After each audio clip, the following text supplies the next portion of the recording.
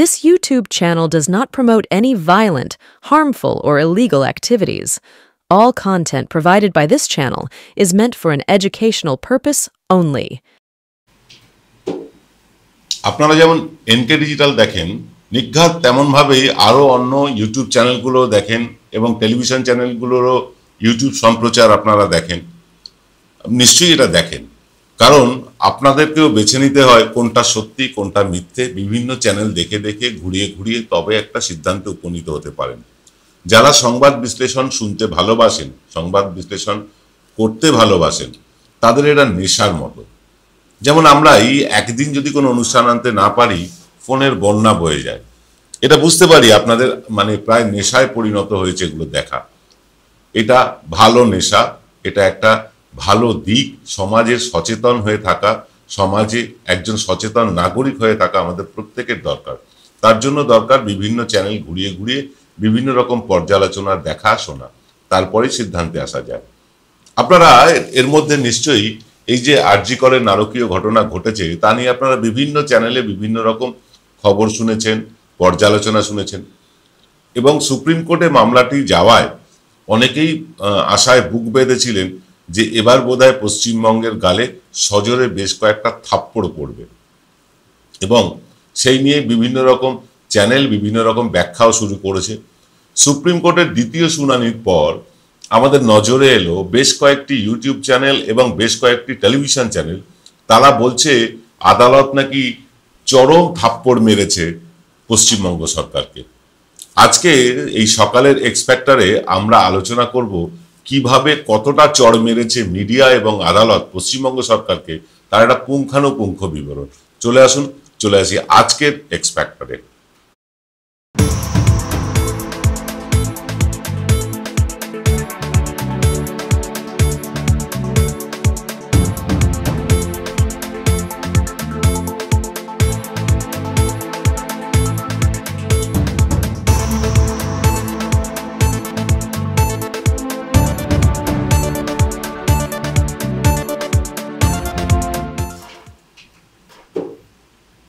নমস্কার, আদাব। আমি আপনাদের প্রবীর বিশ্বাস। দেখতে শুরু করেছেন প্রত্যেক দিনের অভ্যেস মতো বিশ্বজোড়া বাঙালির আওয়াজ এনকে ডিজিটালের প্রভাতী অনুষ্ঠান এক্স ফ্যাক্টর। আজ বাদে কাল বিশ্বজোড়া বাঙালির উৎসব হতে চলেছে নিউ টাউনের নভোটেল হোটেলে। সেখানে আমরা আপনাদের সাথে সরাসরি দেখা করব। থাকবেন সমাজের বিশিষ্ট মানুষেরা, রাজ্যের মন্ত্রী, সাংবাদিক, খেলোয়াড়, ডাক্তার, অনেকেই থাকবেন। তো সেইখানে আপনাদের সকলকে আমন্ত্রণ জানানো যায়নি আমাদের কিছু বাধ্যবাধকতার কারণে, কিন্তু 100 থেকে 125 জন মানুষ আসবেন আগামীকাল।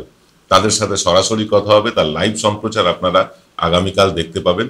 কিন্তু আগামীকাল অন্য কোনো অনুষ্ঠান আর দেখা যাবে না। যাকে ছেড়ে দিন, আজকের ইস্যুতে চলে আসি। আজকের ঘটনা হচ্ছে এই যে সুপ্রিম কোর্ট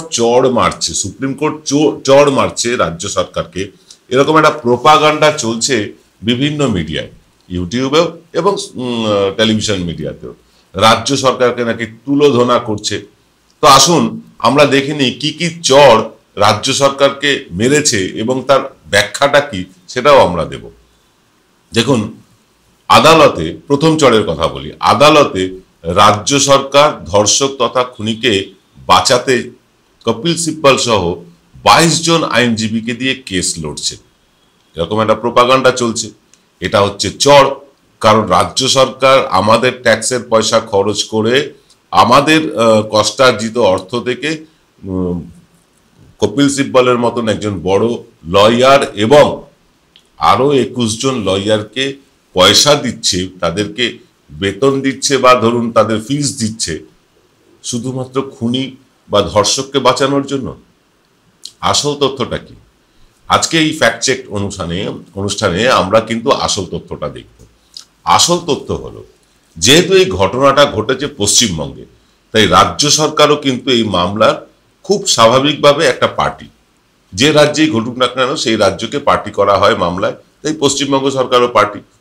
তাই এই মামলায় নিজেদের পক্ষ রাখতে রাজ্য সরকার কপিল সিব্বলকে নিয়োগ করেছে। কপিল সিব্বল দেশের প্রথম শ্রেণীর আইনজীবী যারা আছেন তাদের মধ্যে একজন, এবং শুধু তাই না, তার সাকসেস রেটও ভীষণ ভালো, তাই তারা কপিল সিব্বলকে নিয়োগ করেছেন।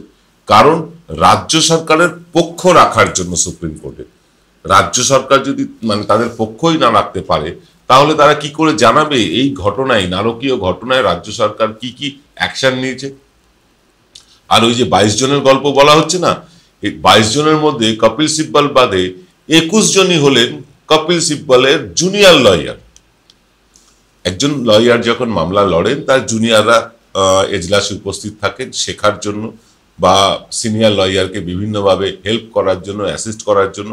এটা আপনারা সকলেই জানেন। এই যে 22 জনের কথা বলা হচ্ছে, তার মধ্যে 21 জনই হচ্ছে কপিল সিব্বল সাহেবের জুনিয়র লয়ার। মামলাটা লড়ছেন কপিল সিব্বল, তার জুনিয়র লয়াররা আছেন।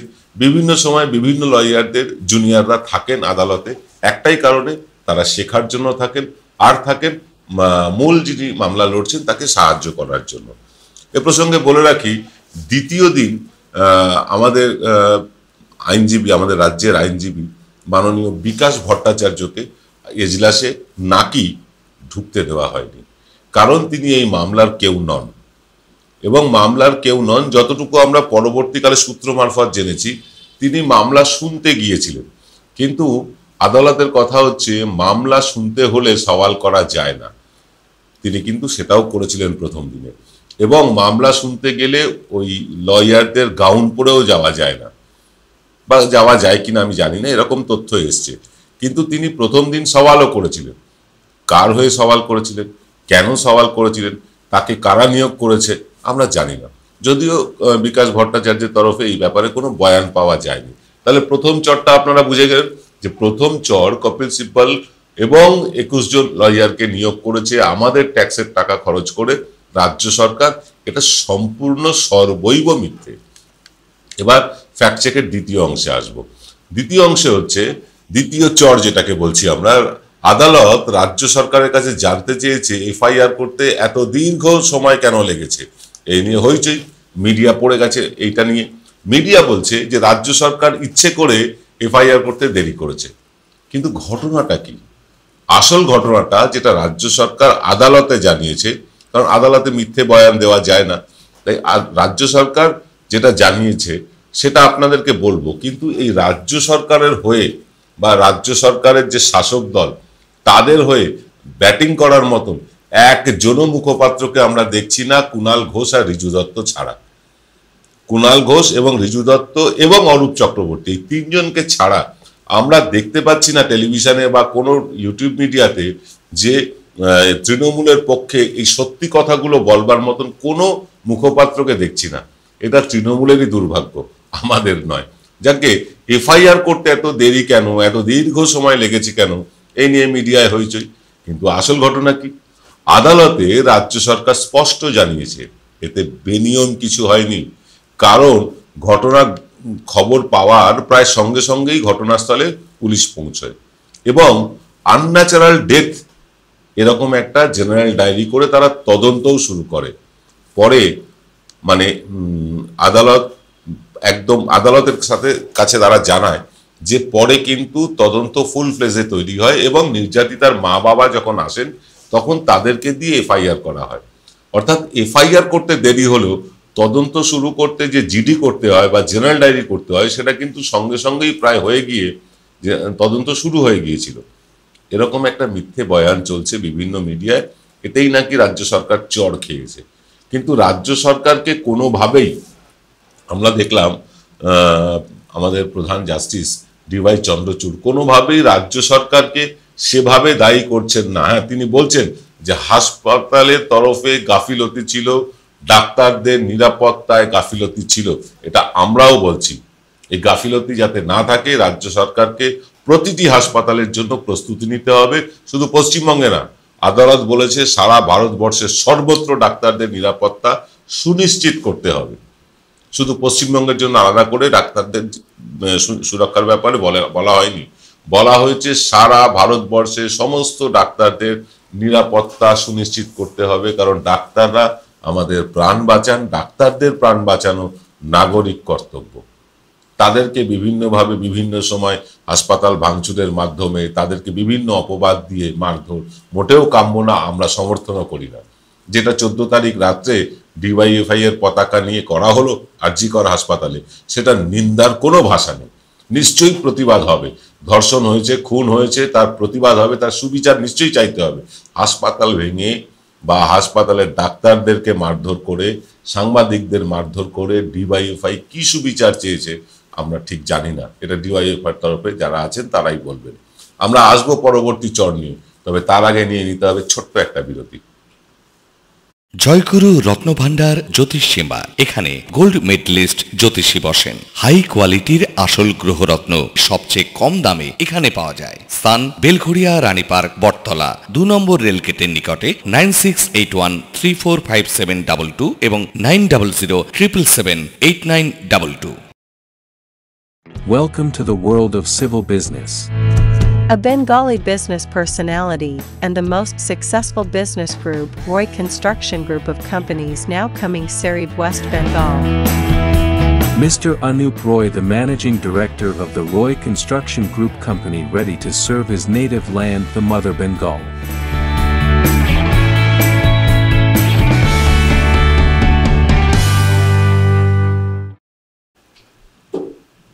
এবার আসি তৃতীয় চরের কথায়।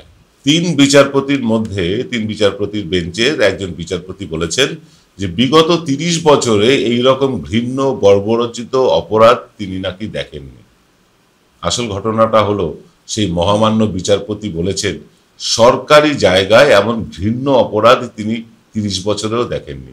অবশ্য তিনি মণিপুরের ঘটনা নাও দেখে থাকতে পারেন। সেই ঘটনা আমরা সরকারি রাস্তার উপরেই যদিও দেখেছি, এরকম ঘটনা আমরা বহু দেখেছি যেগুলো সরকারি জায়গায় ঘটেছে। যাই হোক, তিনি হয়তো দেখেননি। যদি কোনো বিচারক তা না দেখে থাকেন, সেটাকে অবশ্য মিডিয়ার চড় বলে ভাবতেই পারে, কিন্তু এটা দৃষ্টিভঙ্গির তফাৎ।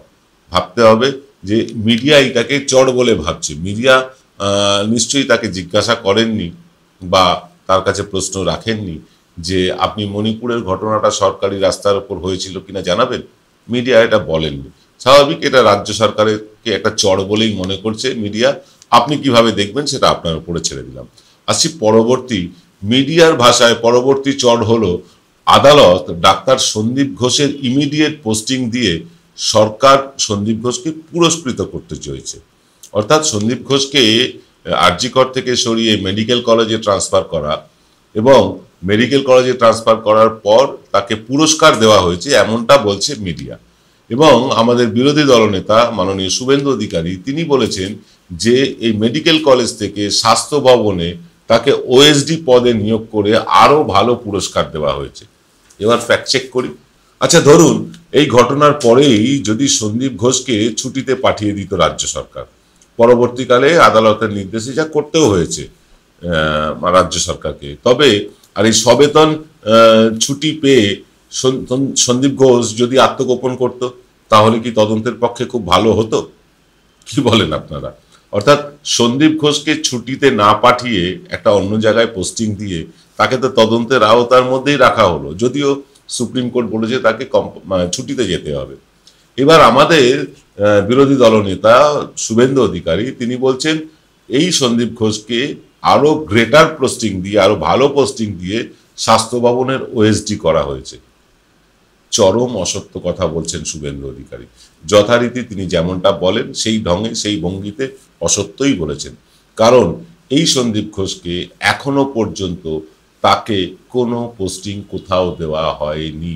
এই যে বারবার বলছেন না, রাজ্যে যখন চাকরির এত হাহাকার, এত আকাল, তখন সন্দীপ ঘোষকে একের পর এক ডাবল চাকরি কেন দিচ্ছে সরকার বরখাস্ত না করে? কারণ মিডিয়া এইসব প্রশ্ন তুলে রাজ্য সরকারকে হেয় করতে চাইছে। এই যে কাউকে বরখাস্ত করা, কোনো সরকারি কর্মীকে বরখাস্ত করতে গেলে মানে তাকে আগে তদন্ত করতে হয়, সেই তদন্তে তাকে অপরাধী সাব্যস্ত করতে হয়, অপরাধী সাব্যস্ত হওয়ার পর তাকে বরখাস্ত করা যায়। কোনো অভিযোগের ভিত্তিতে কোনো সরকারি কর্মচারীকে কখনোই বরখাস্ত করা হয়নি, হচ্ছে না, হবেও না। সন্দীপ ঘোষকে ছুটিতে পাঠাতে বাধ্য হয়েছে রাজ্য সরকার, কারণ সন্দীপ ঘোষকে রাজ্য সরকারকে নির্দেশ দিয়েছে আদালত তাকে ছুটিতে পাঠাতে। তিনি ছুটিতে আছেন এবং তদন্তের আওতায় আছেন। তাকে কোনো স্বাস্থ্য ভবনে ওএসডি পদে পাঠানো হয়নি। এইটা সর্বৈব অসত্য বলেছেন আমাদের বিরোধী দলনেতা। সন্দীপ ঘোষকে একের পর এক পোস্টিং দেওয়া হচ্ছে, এটাও ভুল, যেটাকে কেউ কেউ চাকরি বলে চালাতে চাইছেন। তবে মিডিয়াও কিন্তু একবারও প্রশ্ন তোলা হচ্ছে না, সিবিআই তদন্ত এতদিন ধরে চলার পর সেই কলকাতা পুলিশের ধরা একজন অভিযুক্ত সঞ্জয় রায়ের পর আর কাউকে কেন গ্রেফতার করতে পারেনি সিবিআই? এমনকি যার নামে এত অভিযোগ, সন্দীপ ঘোষকেও গ্রেফতার করতে কেন পারলো না সিবিআই? তাহলে কি তাদের হাতে কোনো ডকুমেন্টস বা কোনো তথ্য প্রমাণ নেই? শুধুই কি অভিযোগ? আমরা সন্দীপ ঘোষের তীব্র নিন্দা করছি, তার সম্বন্ধে যত অভিযোগ উঠেছে সেগুলো যদি সত্যি হয় নিন্দার কোনো ভাষা নেই। যদি অভিযোগ সত্যি প্রমাণিত হয় নিশ্চয়ই তাকে কিন্তু গ্রেফতার করে জিজ্ঞাসাবাদ করা উচিত। যাকে কেন আদালতে বিচারাধীন একটি মামলা যা তদন্ত করছে সিবিআই, মিডিয়া সেই মামলার প্রেক্ষিতে কিন্তু একবারও বলছে না যে এই মামলার প্রেক্ষিতে সিবিআই তদন্ত করছে, আদালত বিচার করছে, তার জন্য স্বাস্থ্য ভবন বা নবান্ন অভিযানের যৌক্তিকতা কি আছে? মিডিয়া প্রশ্ন তুলছে না কেন বলুন তো? এই সব জানতা সিধু জ্যাঠামশাইদের বসিয়ে রাজ্যের পরিস্থিতিকে অস্থির করে তোলা হচ্ছে। কেন সন্দীপ ঘোষকেই আরজি করের প্রতিনিধি হিসাবে মিডিয়া ডেকে সম্মানিত করে? আরজি করের প্রতিনিধিত্ব করবার জন্য মিডিয়া কি আর কাউকে খুঁজে পায়নি? এসব প্রশ্ন করা যাবে না, তাহলেই আমরা দেশদ্রোহী। বেশ তো, যদি এই কারণে দেশদ্রোহী হতে হয় আমরা না হয় দেশদ্রোহী থাকলাম, কি বলেন আপনারা? দেখা হবে আজ রাত্রে, কিন্তু আমি নই, থাকবেন প্রসূন গুপ্ত। আর আগামীকাল এনকে ডিজিটালের বিশ্বজোড়া বাঙালির উৎসব হচ্ছে নভোটেল হোটেলে। সেই নভোটেল হোটেলে আমরা 125 জন মতন অতিথিকে আমন্ত্রণ জানিয়েছি, তারা আসবেন। তাদের সাথে আমাদের গল্প গুজব, খাওয়া দাওয়া ইত্যাদি হবে। বিশিষ্ট কিছু অতিথিও থাকবেন, তাদের সাথেও গল্প গুজব হবে, সেগুলো লাইভ দেখতে পাবেন আপনারা। আর আগামীকাল আমাদের কোনো অনুষ্ঠান সম্প্রচারিত হবে না, সরাসরি সম্প্রচার হবে সোমবার রাতে। সোমবার সকালেও কোনো অনুষ্ঠান আসছে না, সোমবার রাতে সরাসরি আবার আপনাদের সামনে উপস্থিত হব। আমি প্রবীর বিশ্বাস। আজ এই পর্যন্ত, সকলে ভালো থাকবেন, নমস্কার।